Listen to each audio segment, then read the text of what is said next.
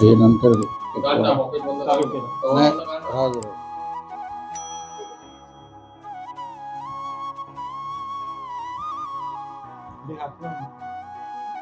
शंकर घे या आता. कवर बंद कर ना. राहू दे, राहू दे.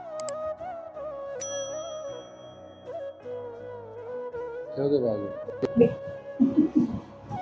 किती बारीक असतात ना रे. नीट धरा बाबा.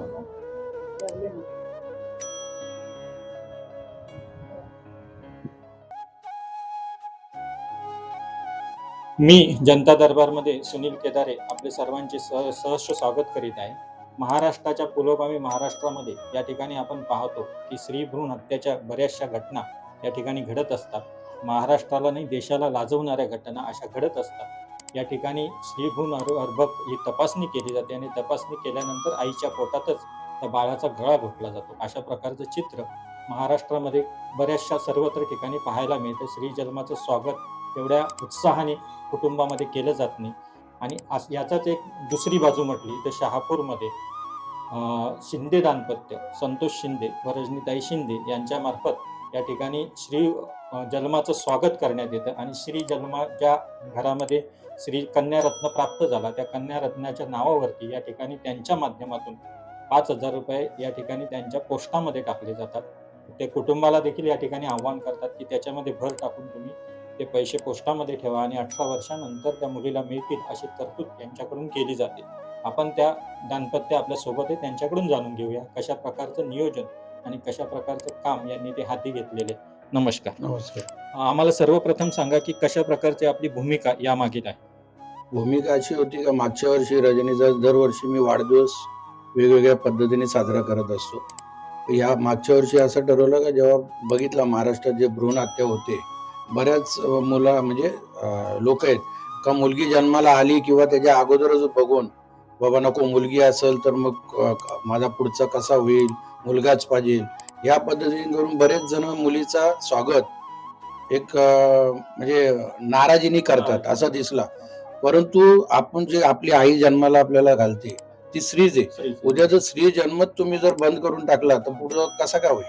आणि आई जर आपण आईला एवढी आई मानतो तर मग आपण जन्माला मुली घालायला तुम्हाला काय अडचण आहे. तर त्यामुळं मी असं ठरवलं का माझ्या आपला मिसेसच्या वाढदिवसानिमित्त मागच्या वर्षीपासून मी अशी संकल्पना केली कारण मी पूर्ण तालुक्यात किंवा शहरात करू नाही शकत एवढी मोठी.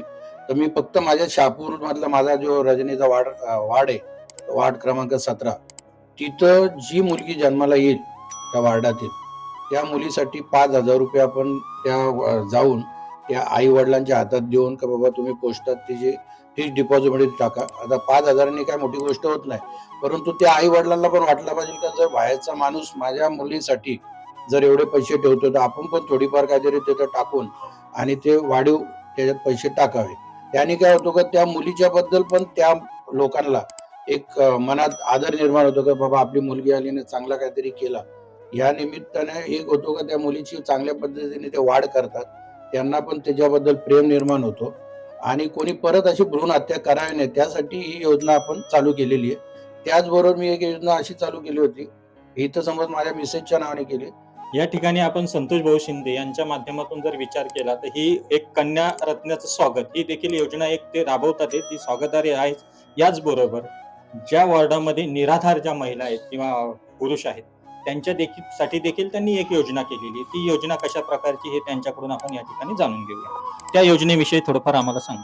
मागच्या वर्षीपासून ही संकल्पना आपण केली त्यात अजून एक माझ्या आईच्या नावाने मी सुरू केलेली. आमच्या वार्डामध्ये जी महिला जिच्या मागे कोणीच नाही आणि ती एकटीच आहे महिला तिला कोणी आणि वयस्कर आहे का तिला पोसायला कोण नाही काय नाही तर त्यासाठी मी दर महिन्याला त्यांना 1,000 रुपये त्यांना मी जाहीर केले आणि ती आज 12 महिने झाले आज 1 वर्ष पूर्ण झाले. त्या ज्या महिला आहेत त्यांना मी दर महिन्याला 1,000 रुपये देतो का जेणेकरून त्यांचा काही उदरनिर्वाह असेल काय खाण्याचा काय असेल तर ते त्याच्यात ते भरल्या जातो. ही एक संकल्पना मी चालू केलेली आहे.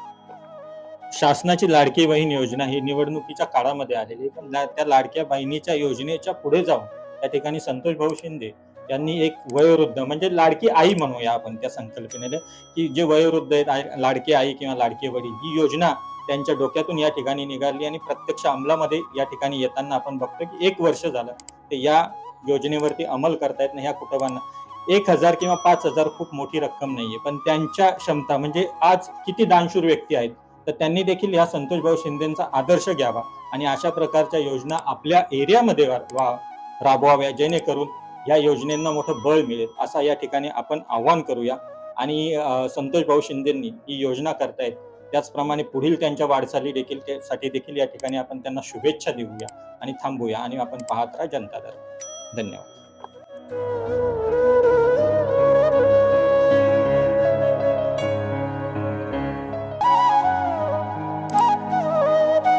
आमचा हा पाटणवाड्याचा एक भाग आहे. इथे बऱ्याच दिवसापासून सर्व या मंडळीचा चालला होता का इथं जी आमची बोरिंगचा पाईपलाईन आहे, म्हणजे ही लाईन आहेच आपली याची नगरपंचायतीची, परंतु आम्ही बोरिंग जी चालू केलेली आहे तिथं सर्वांना घर तिथं पाईप टाकलेलं आहे बोरिंगसाठी. परंतु ह्या एक 10-12 घरामध्ये ती बोरिंग लाईन करावी अशी या सर्वांची इच्छा होती, परंतु ती सरकारी ह्याच्यातून होत नव्हती, त्यांचा प्रायव्हेटचा होता. तर त्याच्यात असा होता का बाबा सर्व लोकांनी त्याच्यातून पैसे काढून आणि ती पाईपलाईन जो पाईपचा खर्च आहे तो करून ना मग इथं करायचा होता.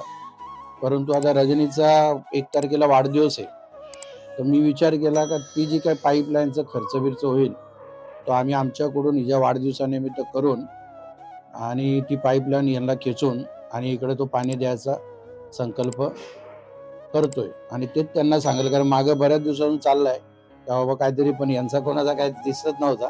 तर माझ्या लक्षात आलं का त्या गोष्टी त्यांच्याकडून नाही होऊ शकत. तर ते आता हिच्या वाढदिवसानिमित्त काहीतरी भेट आपण कुठं ना कुठं काही खर्च करत असतो, तर तो आमच्याच वार्डातील लोकांसाठी इथं केला तर तो चांगला आहे. म्हणून ती पाईपलाईन मी तुमच्यासाठी ती सर्व काय असेल ते करतो आणि तुमच्याकडे ती बोरिंगची नळ कनेक्शन आपण सर्वांना घर टू घर आपण देऊन टाकू. या ठिकाणी संतोष भाऊ शिंदेच्या माध्यमातून आपल्या घरी येऊन आपले जे काही जे कन्यारत्न प्राप्त झाली त्याच्यासाठी 5,000 रुपये मिळाले. ही योजना आपल्याला कशी वाटली? चांगली वाटली. कशा प्रकारे तुम्ही या योजनेचं स्वागत करता? भाऊ आमच्या घरी आले, पोरीला बोललो 5,000 रुपयाची हे कन्या योजना प्राप्त केली, त्याबद्दल मला बरा वाटला एकदम. आणि आमच्या 17 नंबर वार्ड क्रमांकामध्ये भाऊ प्रत्येक गोष्टीमध्ये आम्हाला सहकार्य करतो आणि भाऊचा विचार एकदम चांगले असतात त्या गोष्टीला. आम्ही त्यांच्या विचाराशिवाय कुठली गोष्ट करत नाही. मुलीच्या जन्माचे स्वागत आपण कसं करताय? आपल्याला आनंद झाला. आनंद आला आणि भाऊ घरी आला, आशीर्वाद भेटला, त्याचा पण जास्त आनंद आला. आणि भाऊंनी जो विचार घेतला पाण्याचा तो मला माझ्या पोरीच्या पायगुणानुसारच चांगला वाटला. अजून माझा मन भरून गेला. माननीय संतोष भाऊ शिंदे व आमच्या नगर वार्डाच्या 17 नंबर वार्डाच्या रजनीताई शिंदे ह्या ज्या नगरसेविका आहेत, त्यांच्या माध्यमातून आम्हाला वेळोवेळी सहकार्य मिळत आहे. आणि आतापर्यंत ते जे महिलांना त्यांनी जे प्राधान्य दिले त्याबद्दल मी त्यांचे आभारी आहे. कारण का प्रत्येक वेळेस स्त्रियांना त्यांनी प्रोत्साहन दिलेलं आहे. आणि आमचे जे पाण्याबद्दल जे हाल होत होते, आतापर्यंत आम्ही विहिरीवरनं पाणी आणत होतो, त्याच्यानंतर त्यांनी नळाचं कनेक्शन समजा काही दृष्ट्या करून दिलं, पण त्यातलं पाणी आम्हाला पुरेसं मिळत नाही, कारण का कमी प्रमाणात मिळतं. तर आता त्यांनी पठणवाड्यामध्ये प्रत्येकी घरोघरी बोरिंग दिलेल्या, पण आजपर्यंत आम्ही जवळजवळ 7-8 वर्ष झाली त्या पाण्यापासून वंचित होतो. आणि आज रजनीताई शिंदे यांच्या वाढदिवसानिमित्त जे आम्हाला योजना त्या घरपोच आणून देणार आहेत, त्याच्याबद्दल मी त्यांचे खूप आभारी आहे.